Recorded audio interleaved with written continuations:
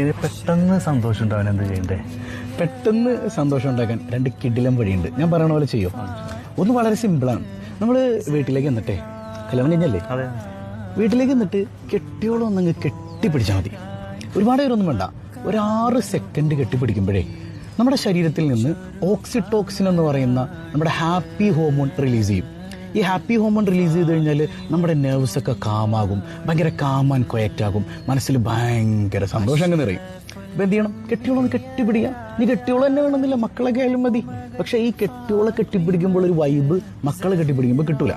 അപ്പോൾ ജോലിക്ക് പോകാൻ നേരത്ത് ഒന്ന് കെട്ടിപ്പിടിച്ച് ഒരു 6 സെക്കൻഡ് നിന്നിട്ട് നമ്മൾ പോകുമ്പോൾ നമ്മുടെ മൈൻഡും ഈ സ്ട്രെസ്സിൽ നിന്ന് റിലീസാകും. അവളും തനിച്ചല്ല എന്നുള്ളൊരു ബോധ്യത്തിലേക്ക് എത്തും. ഇനി കുറച്ചുകൂടെ ഗ്രേഡ് കൂടിയൊരു ഹാപ്പിനെസ് ഉണ്ട്.